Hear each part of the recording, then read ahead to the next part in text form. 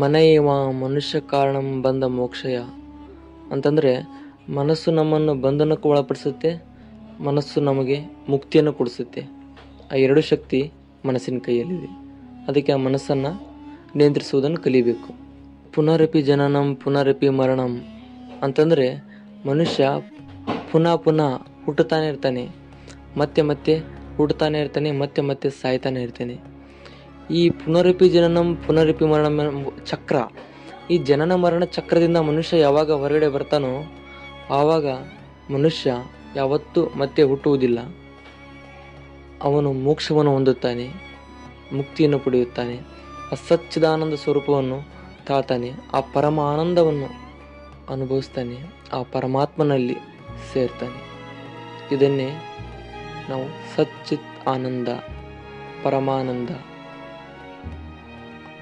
ಅಥವಾ ಪರಮಾತ್ಮನಲ್ಲಿ ಅಂತ ಸೇರುವುದು, ಇದಕ್ಕೆ ಮೋಕ್ಷ, ಮುಕ್ತಿ ಅನೇಕ ಹೆಸರಿಂದ ಕರೀತಾರೆ. ಇದನ್ನು ಮನುಷ್ಯ ಯಾವಾಗ ಈ ಮುಕ್ತಿಯನ್ನು ಅನುಭವಿಸ್ತಾನೋ ಮತ್ತೆ ಮನುಷ್ಯ ಹುಟ್ಟುವುದಿಲ್ಲ. 84 ಲಕ್ಷ ಜೀವರಾಶಿಗಳ ಯಾವುದೇ ಜೀವಿಯ ಉದರದಲ್ಲಿ ಮನುಷ್ಯ ಮತ್ತೆ ಜನ್ಮ ತಾಳುವುದಿಲ್ಲ. ಜನ್ಮ ಅಂತ ಅವನ ಮುಂದೆ ಒಟ್ಟಾರೆಯಾಗಿ ನನ್ನ ಪ್ರಕಾರ 2 ರೀತಿಯ ಗುರಿಗಳು ಇರುತ್ತವೆ. ಒಂದನೆಯದ್ದು ಜೀವದ ಗುರಿ, ಎರಡನೆಯದ್ದು ಜೀವನದ ಗುರಿ. ಈ ಜೀವದ ಗುರಿ ಅಂದರೆ ಎಕ್ಸಾಂಪಲ್ ನಾನು IAS ಆಗಬೇಕು, IPS ಆಗಬೇಕು, ಟೀಚರ್ ಆಗಬೇಕು, ಪೊಲೀಸ್ ಆಗಬೇಕು. ಈ ರೀತಿ ನಾವು ಜೀವನವನ್ನು ಸಾಗಿಸೋಕೆ ಗುರಿಗಳನ್ನು ಏನು ಇಟ್ಕೊಂಡಿರ್ತೀವಲ್ಲ, ಇವು ಜೀವನದ ಗುರಿ. ಆದರೆ ಜೀವದ ಗುರಿ ಅಂತ ಒಂದಿರುತ್ತೆ. ಪ್ರತಿಯೊಂದು ಆತ್ಮಕ್ಕೂ ಕೊನೆಯ ಪರಮ ಗುರಿ ಯಾವುದೆಂದರೆ ಮೋಕ್ಷ, ಮುಕ್ತಿಯನ್ನು ಹೊಂದುವುದು. ಅದೇ ಪ್ರತಿಯೊಂದು ಜೀವದ ಗುರಿ, ಆತ್ಮದ ಗುರಿ ಅದೇ ಆಗಿರುತ್ತೆ. ಕೃಷ್ಣ ಭಗವದ್ಗೀತೆಯಲ್ಲಿ ಅದನ್ನೇ ಹೇಳ್ತಾನೆ. ಪ್ರತಿಯೊಂದು ಆತ್ಮದ ಗುರಿ ಮುಕ್ತಿಯನ್ನು ಹೊಂದುವುದು, ಮೋಕ್ಷವನ್ನು ಹೊಂದುವುದು. ಬುದ್ಧ ಅದನ್ನೇ ಹೇಳ್ತಾನೆ. ಆಸೆಗಳನ್ನು ನಿಯಂತ್ರಿಸುವುದರ ಮೂಲಕ ನಾವು ಮೋಕ್ಷವನ್ನು ಪಡೆಯಬಹುದು. ಮನುಷ್ಯನ ನಿಜವಾದ ಗುರಿ ಮುಕ್ತಿಯನ್ನು ಹೊಂದುವುದು, ಮೋಕ್ಷವನ್ನು ಪಡೆಯುವುದು ಅಂತ ಬುದ್ಧ ಹೇಳ್ತಾನೆ. ಮಹಾವೀರ ಹೇಳ್ತಾನೆ ಏನಂದರೆ, ಬುದ್ಧ ಮನಸ್ಸಿನ ಆಸೆಗಳನ್ನು ನಿಯಂತ್ರಿಸುವುದರ ಮೂಲಕ ಮುಕ್ತಿಯನ್ನು ಪಡೆಯಬಹುದಂತ ಬುದ್ಧ ಹೇಳಿದರೆ, ಮಹಾವೀರ ಹೇಳ್ತಾನೆ ದೇಹವನ್ನು ತಪಸ್ಸಿನ ಮೂಲಕ, ದೇಹವನ್ನು ದಂಡಿಸುವುದರ ಮೂಲಕ ಮುಕ್ತಿಯನ್ನು ಪಡೆಯಬಹುದಂತ ಮಹಾವೀರ ಹೇಳ್ತಾನೆ. ಒಟ್ಟಾರೆಯಾಗಿ ಕೃಷ್ಣ ಆಗಿರ್ಬೋದು, ಬುದ್ಧ ಆಗಿರ್ಬೋದು, ಮಹಾವೀರ ಆಗಿರ್ಬೋದು, ಯಾರನ್ನೇ ತಗೊಳ್ಳಿ ನೀವು, ಅವ್ರಿಗೆ ಹೇಳೋದೇನೆಂದರೆ ಮನುಷ್ಯರ ನಿಜವಾದ ಗುರಿ ಮುಕ್ತಿಯನ್ನು ಹೊಂದುವುದು, ಮೋಕ್ಷವನ್ನು ಪಡೆಯುವುದು. ಈ ಲೌಕಿಕ ಜೀವನ, ಈ ಪ್ರಾಪಂಚಿಕ ಜೀವನ ಕ್ಷಣಿಕ. ಈ ಮಾನವ ಜೀವನ ಅತ್ಯಂತ ಶ್ರೇಷ್ಠ ಅವಕಾಶ. ಈ ಮನುಷ್ಯರಾಗಿ ಹುಟ್ಟುವುದು ಬಹಳ ವಿರಳ. ಕನಕದಾಸರು ಒಂದು ಮಾತು ಹೇಳ್ತಾರೆ, ಏಸು ಕಾಯಂಗಾಳ ಕಳೆದು 84 ಲಕ್ಷ ಜೀವರಾಶಿಗಳ ದಾಟಿ ಬಂದ ಈ ಶರೀರ ಅಂತ. ಅಂದರೆ ಎಷ್ಟೋ ದೇಹಗಳನ್ನು ಕಳೆದು 84 ಲಕ್ಷ ಜೀವರಾಶಿಗಳನ್ನು ದಾಟಿದ ನಂತರ ಈ ಮಾನವ ಜನ್ಮ ಸಿಗುತ್ತೆ, ಈ ಶ್ರೇಷ್ಠ ಜನ್ಮ ಸಿಗುತ್ತೆ. ಅದು ಒಂದು ಉನ್ನತ ಉದ್ದೇಶಕ್ಕೋಸ್ಕರ ಆತ್ಮ ಭೂಮಿಗೆ ಬಂದಿರುತ್ತೆ. ಒಂದು ಕೆಲಸ ಮುಗಿಸ್ಕೊಂಡು ಹೋಗೋದಕ್ಕೋಸ್ಕರ ಆತ್ಮ ಭೂಮಿಗೆ ಬಂದಿರುತ್ತೆ. ಮತ್ತು ಪ್ರತಿಯೊಂದು ಆತ್ಮದ ಗುರಿ ಮುಕ್ತಿಯನ್ನು ಹೊಂದುವುದು, ಮೋಕ್ಷವನ್ನು ಪಡೆಯುವುದೇ ಆಗಿದೆ. ಕೆಲವೊಬ್ರು ಹೇಳ್ತಾರೆ ಜೀವನ ಬೇಸರ ಆಗಿದೆ ಅನ್ನೋರಿಗೆ ಈ ವಿಡಿಯೋ. ಜೀವನ ಯಾಕೆ ಬೇಸರ ಆಗುತ್ತೆ? ಓಕೆ, ಖಂಡಿತ ಜೀವನ ಬೇಸರ ಆಗುತ್ತೆ. ಕೆಲವೊಬ್ರಿಗೆ ಜೀವನ ಇಷ್ಟ ಆಗ್ಬೋದು, ಕೆಲವೊಬ್ರಿಗೆ ಬೇಸರ ಆಗ್ಬೋದು. ಕೆಲವೊಬ್ರಿಗೆ ಇನ್ನೂ 4 ದಿನ ಜಾಸ್ತಿ ಬದುಕಬೇಕಪ್ಪ, ಇನ್ನೂ 4 ದಿನ ಜಾಸ್ತಿ ಇರಬೇಕಪ್ಪ ಅಂತ ಒಂದಿಷ್ಟು ಜನರಿಗೆ ಅನಿಸಿದರೆ, ಇನ್ನೊಂದು ಜನರಿಗೆ ಈ ಜೀವನ ಯಾವಾಗ ಮುಗಿಯುತ್ತೋ, ನನ್ನ ಡೆತ್ ಯಾವಾಗ ಬರುತ್ತೋ, ಈ ರೀತಿ ಕೆಲವೊಬ್ಬರು ಈ ರೀತಿ ಬಯಸ್ತಾ ಇರ್ತಾರೆ. ಈ ರೀತಿ ಬಯಸೋರು ಇದ್ದಾರೆ. ಈ ಜೀವನ ನಾ ಯಾವಾಗ ಹೋಗ್ತೀನಿ ಹೇಳೋ, ನನ್ನ ಸತ್ಯ ಹೇಳ್ತೀನಿ, ನನ್ನ ಒಂದಿಷ್ಟು ಜನ ಕೇಳಿದ್ದಾರೆ, ನಂದು ಡೇಟ್ ಆಫ್ ಬರ್ತ್ ಇರೋ ರೀತಿ ಡೆತ್ ಆಫ್ ಬರ್ತ್ ಇದ್ದರೆ ಚೆನ್ನಾಗಿರ್ತಿತ್ತು ಅಂತ ಒಂದಿಷ್ಟು ಜನ ಹೇಳಿದ್ದಾರೆ. ಮತ್ತು ಕೇಳಿದ್ದಾರೆ ಸಾವು ನಾನು ಯಾವಾಗ ಸಾಯ್ತೀನೋ ಅಂತ. ಅಂದರೆ ನಾನು ಸಂಖ್ಯಾಶಾಸ್ತ್ರ ಕೆಲವೊಂದು ರೀಡಿಂಗ್ ಮಾಡ್ತಾ ಇರ್ತೀನಿ. ನನ್ನ ಸ್ನೇಹಿತರಿಗೆ ಕೆಲವೊಬ್ಬರಿಗೆ ಅವರ ಜನಸಂಖ್ಯೆಯ ಆಧಾರದ ಮೇಲೆ ಹೇಳ್ತಾ ಇರ್ತೀನಿ, ಅವರು ಗುಣಗಳು ಯಾವ ರೀತಿ ಇದ್ದಾವೆ ಈ ರೀತಿ ಹೇಳ್ತಾ ಇರ್ತೀನಿ. ಅದಕ್ಕೆ ಕೆಲವೊಬ್ರು ನನ್ನ ಹತ್ರ ಕೇಳಿದ್ದಾರೆ, ಹೇಳು ನಾನು ಯಾವಾಗ ಸಾಯ್ತೀನಿ ಹೇಳು ಅಂತ ನನ್ನ ಕೇಳಿದ್ದಾರೆ ಒಂದಿಷ್ಟು ಜನ. ಅದಕ್ಕೆ ನಾನು ಹೇಳ್ತಾ ಇರೋದು, ಸುಳ್ಳಲ್ಲ. ಇದು ನಮ್ಮದು. ನೀವು ಇದನ್ನು ನಮ್ಮದೇನೂ ಇರ್ಬೋದು. ಈಗ ನಮ್ಮಲ್ಲಿ ಜೀವನ ಸಾಕು, ಜೀವನನೇ ಬೇಡ, ಜೀವನ ಬೇಸರ ಆಗಿದೆ ಅನ್ನೋ ಭಾಳಷ್ಟು ಜನಗಳಿದ್ದಾರೆ. ಈಗ ಜೀವನ ಯಾಕೆ ಬೇಸರ ಆಗುತ್ತೆ ಅಂತ ಮೊದಲನೇದು ತಿಳ್ಕೊಂಡು ಬಿಡೋಣ. ನಂತರ ಈ ಜೀವನವನ್ನು ಯಾವ ರೀತಿ ಕೊನೆಗಾಣಿಸೋದು, ಯಾವ ರೀತಿ ನಾವು ಹುಟ್ಟು ಸಾವು ಇಲ್ಲದೆ ನಾವು ಪರಮಾತ್ಮನನ್ನು ಸೇರುವುದು, ಅದನ್ನು ತಿಳಿದುಕೊಳ್ಳೋಣ. ಮುಕ್ತಿಯನ್ನು ಪಡೆಯುವುದು ಹೇಗೆ, ಮೋಕ್ಷವನ್ನು ಹೊಂದುವುದು ಹೇಗೆ, ಅದಕ್ಕೆ ನಮ್ಮ ಮನಸ್ಸು ಯಾವ ರೀತಿ ಪಾತ್ರ ವಹಿಸುತ್ತೆ. ನಾವು ಎಲ್ಲ ಸಂಬಂಧಗಳಿಂದ, ಎಲ್ಲ ಜಂಜಾಟಗಳಿಂದ, ಎಲ್ಲ ಭೋಗಗಳಿಂದ, ಎಲ್ಲ ಬಂಧನಗಳಿಂದ ನಾವು ಬಿಡಿಸ್ಕೋಬೇಕು ಅಂದರೆ ಮನಸ್ಸು ಬಹಳ ಮುಖ್ಯ. ಯಾಕಂದರೆ ಈ ಮನಸ್ಸೇ ಎಲ್ಲರಲ್ಲೂ ಎಲ್ಲದಕ್ಕೂ ಅಂಟ್ಕೊಂಡಿರುತ್ತೆ. ಅದಕ್ಕೆ ಮನಸ್ಸನ್ನು ಯಾವ ರೀತಿ ಬಿಡಿಸ್ಕೊಳ್ಳೋದು, ಮನಸ್ಸು ಯಾವ ರೀತಿ ಪಾತ್ರ ವಹಿಸುತ್ತೆ, ಇದನ್ನು ತಿಳಿದುಕೊಳ್ಳೋಣ. ದಯವಿಟ್ಟು ಈ ವಿಡಿಯೋ ಪೂರ್ತಿ ನೋಡಿ. ಇಲ್ಲಾಂದರೆ ನೀವು ಬಹಳ ಮುಖ್ಯವಾದ ಸತ್ಯವನ್ನು, ನೀವು ಜೀವನದ ಅಸಲಿ ಸತ್ಯವನ್ನು ನೀವು ಮಿಸ್ ಮಾಡ್ಕೋತೀರಾ. ಒಂದಕ್ಕೊಂದು ಲಿಂಕ್ ಇದೆ. ದಯವಿಟ್ಟು ಪೂರ್ತಿಯಾಗಿ ನೋಡಿ, ಅಂದರೆ ನಿಮ್ಗೆ ಸಂಪೂರ್ಣವಾಗಿ ಅರ್ಥ ಆಗುತ್ತೆ ಅಂತ ನಾನು ಹೇಳ್ತೀನಿ. ಈಗ ವಿಡಿಯೋ ಸ್ಟಾರ್ಟ್ ಮಾಡೋಣ. ಏನಂದರೆ, ಜೀವನ ಬೇಸರ ಆಗುತ್ತೆ ಕೆಲವೊಂದಿಷ್ಟು ಜನಗಳಿಗೆ. ಯಾಕೆ ಜೀವನ ಬೇಸರ ಆಗುತ್ತೆ? ಜೀವನ ಬೇಸರ ಆಗೋಕ್ಕೆ ಒಂದಿಷ್ಟು ಕಾರಣಗಳಿರ್ತವೆ. ಎರಡು ರೀತಿಯ ಜನಗಳಿರ್ತಾರೆ. ಒಟ್ಟಾರೆಯಾಗಿ 2 ರೀತಿಯ ಜನಗಳಿರ್ತಾರೆ. ಯಾವ ರೀತಿ ಅಂತಂದರೆ, ಕೆಲವೊಬ್ಬರು ಭಾಳಷ್ಟು ಜೀವನದಲ್ಲಿ ನೊಂದು ಬೆಂದು ಭಾಳಷ್ಟು ಸಂಕಷ್ಟಗಳನ್ನು, ಅಡ್ಡಿ ಆತಂಕಗಳನ್ನು ಎದುರಿಸಿ, ಜೀವನದ ಸವಾಲುಗಳನ್ನು ಎದುರಿಸಿ ಭಾಳಷ್ಟು ನೊಂದು ಬಿಟ್ಟಿರ್ತಾರೆ. ಸಿಕ್ಕಾಪಟ್ಟೆ ಕಷ್ಟ ಇರುತ್ತೆ. ಭಾಳಷ್ಟು ದಣಿದಿರ್ತಾರೆ. ಈ ರೀತಿ ಜೀವನದ ಭಾಳಷ್ಟು ನೋವುಂಡು, ದೈಹಿಕವಾಗಿ ಮಾನಸಿಕವಾಗಿ ನೋವನ್ನು ಅನುಭವಿಸಿ, ಜೀವನ ಸಾಕಪ್ಪ, ಜೀವನನೇ ಬೇಡ, ಯಾರಿಗೆ ಬೇಕು ಈ ಜೀವನ, ಯಾವಾಗ ಬರ್ತೋ ನನ್ನ ಡೆತ್ತು, ಈ ರೀತಿ ಒಂದಿಷ್ಟು ಜನ ಅಂತ ಇರ್ತಾರೆ. ಕಾರಣ ಏನಂದರೆ, ಅವರಿಗೆ ಜೀವನ ಮಾಡೋಕ್ಕೆ ಆಸಕ್ತಿ ಇರುತ್ತೆ, ಇಷ್ಟ ಇರುತ್ತೆ. ಬಟ್ ಅವರ ಜೀವನ ಕಠಿಣವಾಗಿರುತ್ತೆ. ಅವರ ಜೀವನ ಸರಳವಾಗಿರುವುದಿಲ್ಲ. ಭಾಳಷ್ಟು ಅಡ್ಡಿ ಆತಂಕಗಳನ್ನು, ಭಾಳಷ್ಟು ಸವಾಲುಗಳಿರ್ತವೆ, ಭಾಳಷ್ಟು ಕಷ್ಟ ಇರ್ತವೆ ಒಂದು ಜೀವನದಲ್ಲಿ. ಆ ರೀತಿ ಆ ಆತ್ಮ, ಆ ಜೀವ ನೊಂದಿರುತ್ತೆ. ಆ ಜೀವ ನೊಂದ್ಕೊಂಡು, ಸಾಕಪ್ಪ ಈ ಜೀವನ, ನನಗೆ ಬೇಡ ಈ ಜೀವನ ಅಂತ ಈ ರೀತಿ ಒಂದಿಷ್ಟು ಜನ ಇರ್ತಾರೆ. ಇನ್ನು ಎರಡನೇ ಕೆಟಗರಿ. ಈ ಎರಡನೆಯ ಕೆಟಗರಿ ಏನಪ್ಪ ಅಂದರೆ, ಅವರಿಗೆ ಜೀವನ ಮಾಡೋಕ್ಕೆ ಎಲ್ಲ ಇರುತ್ತೆ, ಏನು ಕಡಿಮೆ ಇರೋದಿಲ್ಲ.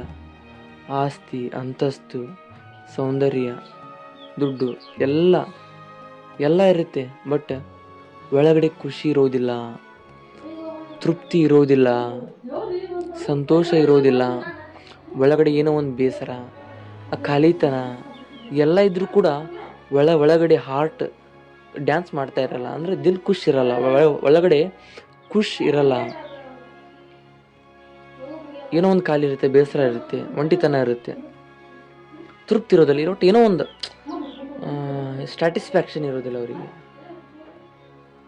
ಸಾಕಷ್ಟು ಹಣ ಇರುತ್ತೆ, ಆಸ್ತಿ ಅಂತಸ್ತು ಎಲ್ಲ ಇರುತ್ತೆ, ಆದರೆ ಅವರಿಗೆ ಆ ತೃಪ್ತಿ ಇರೋದಿಲ್ಲ. ಯಾಕೆ ಇರೋದಿಲ್ಲ ಅಂತಂದರೆ, ಕಾರಣ ಭಾಳಷ್ಟು ಕೊಡ್ಬೋದು. ಯಾಕಂದರೆ ಅವರ ಜೀವನದ ಉದ್ದೇಶ ಬೇರೆ ಇರುತ್ತೆ, ಅದನ್ನು ಮರ್ತಿರ್ತಾರೆ. ಆ ದಾರಿಗೆ ಅಂಡ್ಕೋಬೇಕಾಗಿರುತ್ತೆ.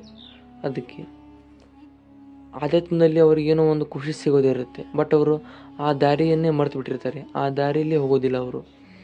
ಈ ಒಂದಿಷ್ಟು ಕಾರಣಗಳಿಂದ ಅವರಿಗೆ ಬೇಸರ ಅನ್ನಿಸ್ಬೋದು. ಇನ್ನು ಕೆಲವೊಂದು ತೃಪ್ತಿ ಯಾಕಿರೋದಿಲ್ಲ ಅಂದರೆ, ಅವರಿಗೆ ಇಷ್ಟವಾದ ಕೆಲಸವನ್ನು ಮಾಡಬೇಕು.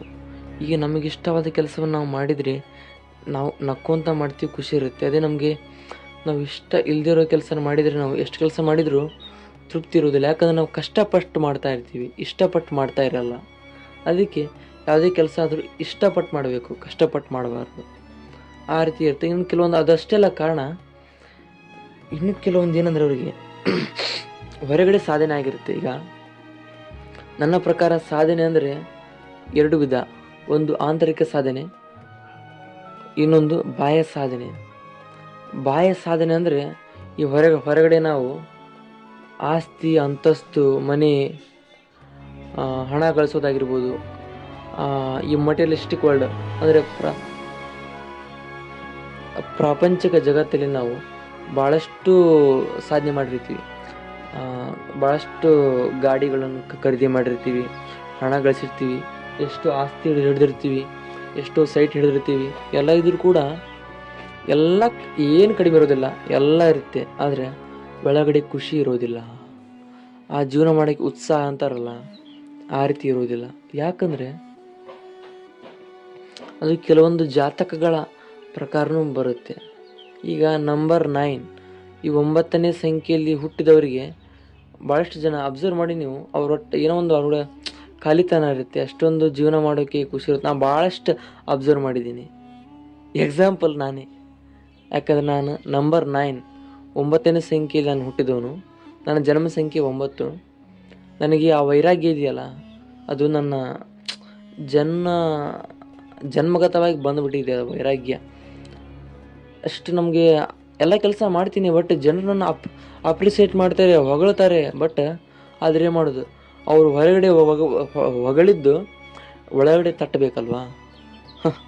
ಈ ಎಷ್ಟೋ ಸೆಲೆಬ್ರಿಟಿಗಳಿಗೆ ಹೊರಗಡೆ ಫ್ಯಾನ್ಸ್ ಸಿಕ್ಕಾಪಟ್ಟೆ ಹೊಗಳ್ತಾ ಇರ್ತಾರೆ, ಚಪ್ಪಾಳೆ ತಟ್ತಾ ಇರ್ತಾರೆ. ಬಟ್ ಆ ಹೊರಗಡೆ ತಟ್ಟಿದ ಚಪ್ಪಾಳೆಗಳು ಒಳಗಡೆ ತಟ್ತಾ ಇರಲ್ಲ, ಒಳಗಡೆ ಮುಟ್ತಾ ಇರಲ್ಲ. ಹೊರಗಡೆ ಭಾಳಷ್ಟು ಜನ ಹೊಗಳ್ತಾ ಇರ್ತಾರೆ, ಆದರೆ ಒಳಗಡೆ ಆ ಖುಷಿ ಅವ್ರು ಹೊಗಳಿದ್ದು ಒಳಗಡೆ ಮುಟ್ತಾ ಇರಲ್ಲ. ನನ್ನಲ್ಲಿ ಕೂಡ ಅದೇ ಇದೆ. ಅಂದರೆ ನನ್ನಲ್ಲಿ ಕೂಡ ವೈರಾಗ್ಯ ಇದೆ ಅಷ್ಟೊಂದು. ಈ ವಿಡಿಯೋದಲ್ಲಿ ಏನು ಹೇಳ್ತಾ ಇದ್ದೀನೋ ಇದನ್ನೆಲ್ಲೋ ತಿಳ್ಕೊಂಡು ಓದಿ ಪ್ರಾಕ್ಟೀಸ್ ಮಾಡಿ ಹೇಳ್ತಾ ಇರೋದಲ್ಲ, ನನ್ನ ಅನುಭವದ ಮೂಲಕ ಹೇಳ್ತಾ ಇರೋದು ನಾನು ಇದನ್ನು. ಅದಕ್ಕೆ ಹಲವಾರು ಕಾರಣಗಳು ಹೇಳಬೇಕು ಅಂದರೆ, ಸ್ವಲ್ಪ ವಿಡಿಯೋ ಲಾಂಗ್ ಆದರೂ ಪರವಾಗಿಲ್ಲ. ಏನು ವಿಷಯ ನಿಮ್ಗೆ ತಿಳಿಸ್ಬೇಕು ಪೂರ್ತಿಯಾಗಿ ತಿಳಿಸ್ತೀನಿ. ಅದು ಎಷ್ಟು ನಿಮಿಷ ಆಗುತ್ತೋ ನನಗೆ ಗೊತ್ತಿಲ್ಲ, ಯಾಕಂದರೆ ಅರ್ಧಂಬರ್ಧ ಹೇಳೋಕ್ಕೆ ನನಗೆ ಇಷ್ಟ ಅಲ್ಲ. ಯಾವುದೇ ವಿಷಯ ತಿಳಿಸಿದರೂ ಪೂರ್ತಿಯಾಗಿ ತಿಳಿಸ್ಬೇಕು, ಪೂರ್ತಿಯಾಗಿ ತಿಳ್ಕೋಬೇಕು ಅನ್ನೋ ಮನೋಭಾವ ನಂದು. ಯಾಕಂದರೆ ಅಜ್ಞಾನ ಇರಬಾರ್ದು. ಕೃಷ್ಣ ಅದನ್ನೇ ಹೇಳ್ತಾನೆ, ಅಜ್ಞಾನಂ ಅಧರ್ಮಂ ಅಂತ ಹೇಳ್ತಾನೆ. ಅಂದರೆ ಅಜ್ಞಾನಕ್ಕಿಂತ ಅಧರ್ಮ ದೊಡ್ಡದಿಲ್ಲ ಅಂತ, ಮಹಾ ಪಾಪ ಅಧರ್ಮ ಅಂತ ಭೀಷ್ಮನಿಗೆ ಹೇಳ್ತಾನೆ ಕೃಷ್ಣ. ಅಂದರೆ ಅಜ್ಞಾನ ಅಂದರೆ ಮನುಷ್ಯ ಏನೇ ತಿಳ್ಕೊಂಡ್ರು ಪೂರ್ತಿಯಾಗಿ ತಿಳ್ಕೊಂಡು ಮಾಡಬೇಕು. ಆ ವಿಷಯ ಬಿಟ್ಟಾಕಿ ಈ ಜೀವನ ಬೇಸರ ಆಗೋದಕ್ಕೆ ಹಲವಾರು ಕಾರಣಗಳು ಇರ್ತವೆ, ಒಂದಲ್ಲ ಎರಡಲ್ಲ, ಬೇರೆ ಬೇರೆ ಬೇರೆ ರೀತಿಯಲ್ಲಿ. ಕೆಲವೊಬ್ಬರಿಗೆ ಅವ್ರು ಮಾಡೋ ಕೆಲಸ ಇಷ್ಟ ಇರೋದಿಲ್ಲ, ಕೆಲವೊಬ್ರಿಗೆಲ್ಲ ಇದ್ದರೂ ಕೂಡ ಏನೇ ಇದ್ದರೂ ಬೇಡಪ್ಪ, ಏನೇ ಇರಲಿ ಎಷ್ಟಿದ್ರು ನಂಗೆ ಜೀವನನೇ ಬೇಡ, ನಂಗೆ ಜೀವನನೇ ಸಾಕು, ಏನಿದ್ರೂ ಬೇಡ ನಂಗೆ ಸಾಕಪ್ಪ ಪರಮಾತ್ಮ, ಈ ರೀತಿ ಕೆಲವೊಬ್ರು ಭಾವನೆ ಇರುತ್ತೆ. ಕೆಲವೊಬ್ಬರಿಗೆ ಅದು ಸಾಮಾನ್ಯವಾಗಿ ಬಂದುಬಿಟ್ಟಿರುತ್ತೆ, ಜನ್ಮಾಂತರವಾಗಿ ಅದು ಬಂದುಬಿಟ್ಟಿರುತ್ತೆ. ಯಾವಾಗಿಂದಲೂ ಚಿಕ್ಕವರಿದ್ದಂಗಲೂ ಕೂಡ ಅಷ್ಟೊಂದು ಉತ್ಸಾಹ ಇರೋದಿಲ್ಲ, ಅಷ್ಟೊಂದು ಖುಷಿ ಇರೋದಿಲ್ಲ, ಈ ರೀತಿ ಬಂದಿರುತ್ತೆ. ಓಕೆ, ಇದು ನಂಬರ್ 1 ಆಯಿತು. ನಂಬರ್ 1 ಏನು? ನಂಬರ್ 1 ನಂಬರ್ 2 ಎರಡೂ ಆಯ್ತು. ಈಗ ನಂಬರ್ 1 ಏನದಪ್ಪ ಅಂದ್ರೆ, ನಂಬರ್ 1 ಅವರಿಗೆ ಜೀವನ ಮಾಡೋಕ್ಕೆ ಉತ್ಸಾಹ ಇರುತ್ತೆ, ಖುಷಿ ಇರುತ್ತೆ. ಅವರ ಜೀವನ ಭಾಳ ಸ್ಟ್ರಗ್ಲಿಂಗ್ ಇರುತ್ತೆ, ಭಾಳ ಹೋರಾಟ ಇರುತ್ತೆ. ಒಂದಿಷ್ಟು ಜನ ಜೀವನ ಮಾಡೋಕ್ಕೆ ಇಷ್ಟ ಇದ್ದರೂ ಕೂಡ ಅವರಿಗೆ ಹೋರಾಟ, ಅಡ್ಡಿ ಆತಂಕಗಳು, ಜೀವನದ ಭಾಳ ಏರಿಳಿತಗಳು, ದುಃಖಗಳು, ಭಾಳಷ್ಟು ಸವಾಲುಗಳು ಅವರನ್ನು ದೈಹಿಕವಾಗಿ ಮಾನಸಿಕವಾಗಿ ಘಾಸಿ ಮಾಡಿ ಜೀವನ ಬೇಡ ಅನಿಸಿರುತ್ತೆ. ಇದು 1ನೇ ಕೆಟಗರಿ ಜನ. ಇನ್ನು 2ನೇ ಕೆಟಗರಿ ಜನ ಏನಂದರೆ, ಅವರಿಗೆ ಏನೂ ಕಡಿಮೆ ಇರೋದಿಲ್ಲ, ಎಲ್ಲ ಇರುತ್ತೆ. ಬಟ್ ಒಳಗಡೆ ಖುಷಿ ಇರೋದಿಲ್ಲ, ಇನ್ನರ್ ಸ್ಯಾಟಿಸ್ಫೈಡ್ ಇರೋದಿಲ್ಲ, ಆಂತರಿಕವಾಗಿ ಸಾಧನೆ ಆಗಿರೋದಿಲ್ಲ. ಆಂತರಿಕವಾಗಿ ಸಾಧನೆ ಆಗಿರಬೇಕು, ಅವರಿಗೆ ಅದು ಇರೋದಿಲ್ಲ. ಒಟ್ಟು ಬಾಹ್ಯವಾಗಿ ಸಾಧನೆ ಆಗಿರುತ್ತೆ, ಬಾಹ್ಯ ಸಾಧನೆ ಇರುತ್ತೆ, ಎಲ್ಲ ಗಳಿಸಿರ್ತಾರೆ. ಬಟ್ ಅವ್ರಿಗೆ ಒಳಗಡೆ ಖುಷಿ ಇರೋದಿಲ್ಲ, ಜೀವನ ಮಾಡೋಕ್ಕೆ ಉತ್ಸಾಹ ಇರೋದಿಲ್ಲ, ತೃಪ್ತಿ ಇರೋದಿಲ್ಲ. ಇದು 2ನೇ ಕ್ಯಾಟಗರಿ ಜನ. ಈಗ ಬಾಹ್ಯ ಸಾಧನೆ, ಆಂತರಿಕ ಸಾಧನೆ. ಈ ಬಾಹ್ಯ ಸಾಧನೆ ಅಂದರೆ ನಿಮ್ಗೆಲ್ರಿಗೂ ಚೆನ್ನಾಗಿ ಗೊತ್ತೈತಿ. ಏನಪ್ಪ ಅಂದ್ರೆ, ನಾವು ಆಸ್ತಿ ಅಂತಸ್ತನ್ನು ಗಳಿಸೋದಾಗಿರ್ಬೋದು, ಸೈಟನ್ನು ಗಳಿಸೋದಾಗಿರ್ಬೋದು, ಒಟ್ಟು ಹಣ ಗಳಿಸೋದಾಗಿರ್ಬೋದು, ಇದು ಬಾಹ್ಯ ಸಾಧನೆ. ಆಂತರಿಕ ಸಾಧನೆ ಅಂದರೆ ಇನ್ನರ್ ಅಚೀವ್ಮೆಂಟ್. ಇದು ಭಾಳ ಮುಖ್ಯ. ನೆಮ್ಮದಿ, ಶಾಂತಿ, ತೃಪ್ತಿ, ಖುಷಿ, ಇದು ಭಾಳ ಹೈ ಅಚೀವ್ಮೆಂಟ್. ಇದು ಹೈ ವೈಬ್ರೇಷನ್, ಇದು ಹೈ ಫ್ರೀಕ್ವೆನ್ಸಿ. ಇದು ಬಹಳ ಕಾಸ್ಟ್ಲಿ ಇನ್ನರಲ್ಲಿ. ಅಂದರೆ ಆಂತರಿಕ ಸಾಧನೆ ಇದು ನೆಮ್ಮದಿ, ಬಿಗ್ ಅಚೀವ್ಮೆಂಟ್. ಅದು ನೆಮ್ಮದಿ ಅನ್ನೋದು ಭಾಳ ಬಿಗ್ ಅಚೀವ್ಮೆಂಟ್. ಈಗ ಹೇಳ್ತಾರಲ್ಲ, ಮನುಷ್ಯ ಅರಮನೆಯಲ್ಲಿ ಇದ್ದರೂ, ಗುಡಿಸಲಲ್ಲಿದ್ದರೂ ಮನುಷ್ಯ ಎಷ್ಟು ನೆಮ್ಮದಿಯಾಗಿದೆ ಅನ್ನೋದು ಮುಖ್ಯ. ನಾವು ಎಷ್ಟು ದೊಡ್ಡ ಮನೆಯಲ್ಲಿ ಇದ್ದೀವಿ ಅನ್ನೋದು ಮುಖ್ಯ ಆಗೋದಿಲ್ಲ. ಎಷ್ಟು ನೆಮ್ಮದಿಯಾಗಿದ್ದೀವಿ, ಎಷ್ಟು ಶಾಂತಿಯಾಗಿದ್ದೀವಿ, ಎಷ್ಟು ಖುಷಿಯಾಗಿದ್ದೀವಿ ಅನ್ನೋದು ಮುಖ್ಯ ಆಗುತ್ತೆ ಅಲ್ವಾ. ಇದಕ್ಕೆ ಅಂತಾರಲ್ಲ ಇನ್ನರ್ ಅಚೀವ್ಮೆಂಟ್ ಅಂದರೆ ನೆಮ್ಮದಿ. ಈಗ ಎಷ್ಟೋ ಜನರು ಅರಮನೆಯಲ್ಲಿ ಇರ್ತಾರೆ, ಅವನಿಗೇನು ಕಡಿಮೆ ಇದೆ ಗುರು, ಎಲ್ಲ ಇದೆ, ಆಸ್ತಿ ಇದೆ, ಅಂತಸ್ತಿದೆ, ಅವರಪ್ಪ ಸಿಕ್ಕಾಪಟ್ಟೆ ಆಸ್ತಿ ಗಳಿಸಿಟ್ಟಿದ್ದಾನೆ, ಅವನು ಸಿಕ್ಕಾಪಟ್ಟೆ ಹಣ ಗಳಿಸಿದ್ದಾನೆ, ಅವನಿಗೇನು ಕಡಿಮೆ, ಎಲ್ಲ ಇದೆ ಅಂತಿರ್ತೀವಿ. ಬಟ್ ಯಾರಿಗೂ ಗೊತ್ತು, ಎಲ್ಲ ಇದ್ದರೂ ಅವನು ಒಳಗಡೆ ಏನೊಂದು ಖಾಲಿ ಇರ್ಬೋದಲ್ಲ, ನೆಮ್ಮದಿ ಇಲ್ಲದೆ ಇರ್ಬೋದಲ್ವಾ. ಚಿಂತೆ, ಆತಂಕ, ಒತ್ತಡ, ಸ್ಟ್ರೆಸ್. ಈ ಶ್ರೀಮಂತರಿಗೆ ಭಾಳಷ್ಟು ಸ್ಟ್ರೆಸ್ ಇರುತ್ತೆ ಅಂತ ಅಂತಾರೆ ಜನ. ಅದು ಅವ್ರವ್ರು ಹೆಂಗೆ ತೊಗೊತಾರಂತ ಡಿಪೆಂಡ್ ಅವ್ರ ಮೇಲೆ. ಅದನ್ನು ನಾನು ಜಾಸ್ತಿ ಹೇಳೋಕೆ ಹೋಗಲ್ಲ. ಬಟ್ ಮನುಷ್ಯ ನೆಮ್ಮದಿ ಇರೋದು ಭಾಳ ಮುಖ್ಯ,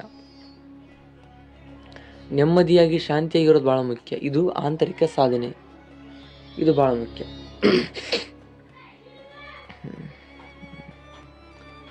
ಇದು ಇನ್ನರ್ ಅಚೀವ್ಮೆಂಟ್, ಅದು ಔಟರ್ ಅಚೀವ್ಮೆಂಟ್. ಓಕೆ. ಸೊ ಇವಾಗ ಜೀವನ ಯಾಕೆ ಬೇಸರ ಆಗುತ್ತೆ, ಹೇಗೆ ಬೇಸರ ಆಗುತ್ತೆ, ಜೀವನ ಬೇಸರ ಮಾಡ್ಕೊಳ್ಳೋರು ಎಷ್ಟು ಕ್ಯಾಟಗರಿ ಇರ್ತಾರೆ ಅಂತ ತಿಳ್ಕೊಂಡ್ವಿ.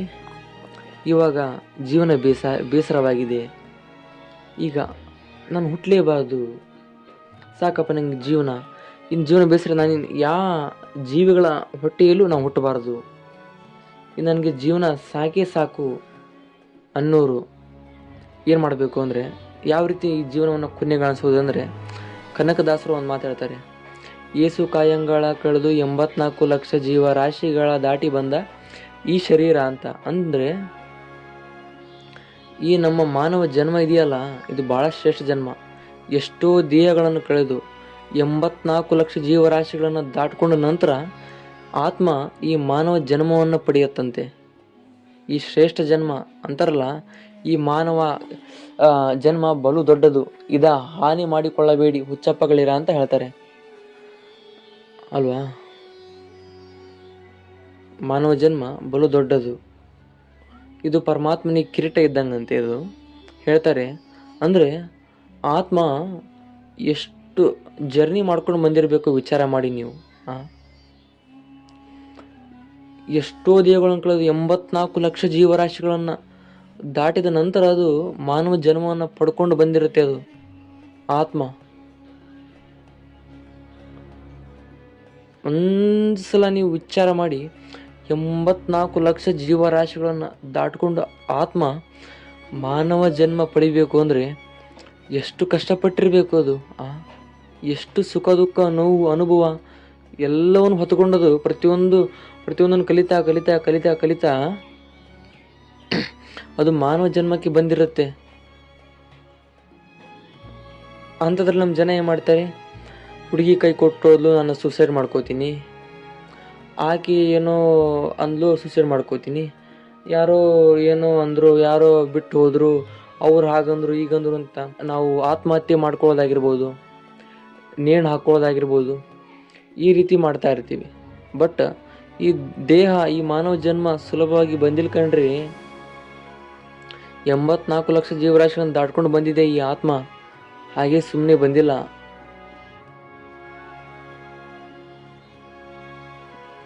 ಬಹಳ ವಿರಳ ಅಂತಿದು ಮಾನವ ಜನ್ಮ.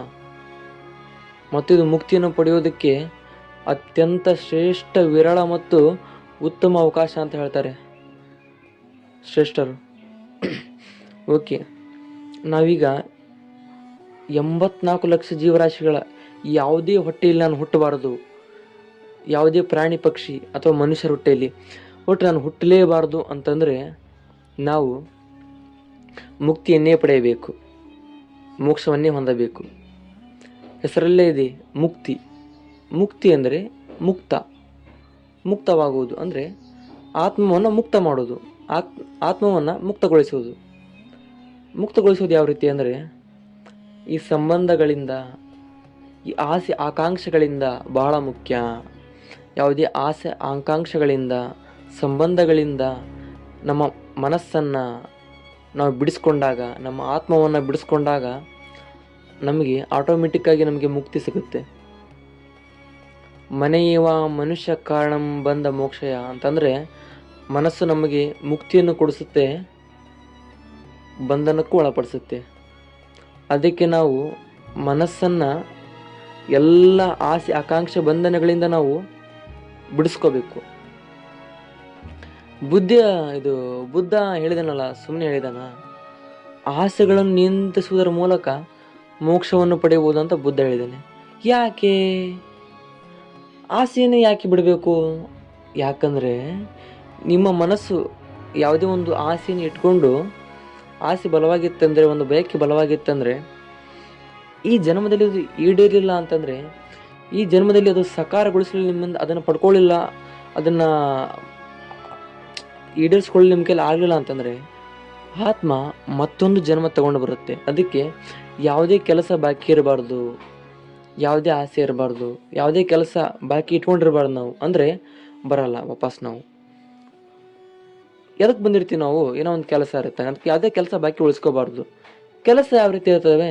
ನಮ್ಮ ಆಸೆಗಳ ಮೂಲಕ. ಅದಕ್ಕೆ ಆಸೆಗಳನ್ನು ನಿಯಂತ್ರಿಸೋದ್ರ ಮೂಲಕ ನಾವು ಮುಕ್ತಿಯನ್ನು ಪಡೆಯಬಹುದು. ಈ ರೀತಿ ನಾವು ಮೋಕ್ಷವನ್ನು ಹೊಂದಬಹುದು.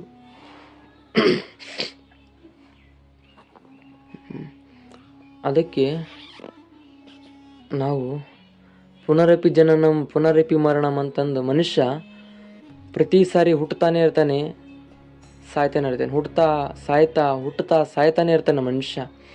ಈ ಪುನರಪಿ ಜನನ, ಈ ಪುನರಪಿ ಮನನ, ಈ ಜನನ ಮರಣ ಚಕ್ರದಿಂದ ನಾವು ಬಿಡಿಸ್ಕೊಳ್ಬೇಕು ಅಂತಂದರೆ ನಾವು ಮುಕ್ತಿಯನ್ನೇ ಪಡೆಯಬೇಕು. ಇಲ್ಲಾಂದ್ರೆ ನಾವು ಪದೇ ಪದೇ ಪದೇ ಹುಟ್ಟುತ್ತಾ ಸಾಯ್ತಾ ಇರ್ತೀವಿ. ಇನ್ನು ಎಷ್ಟು ಸಲ ಕಂಡ್ರಿ ನಾವು ಹುಟ್ಟೋದು ಸಾಯೋದು?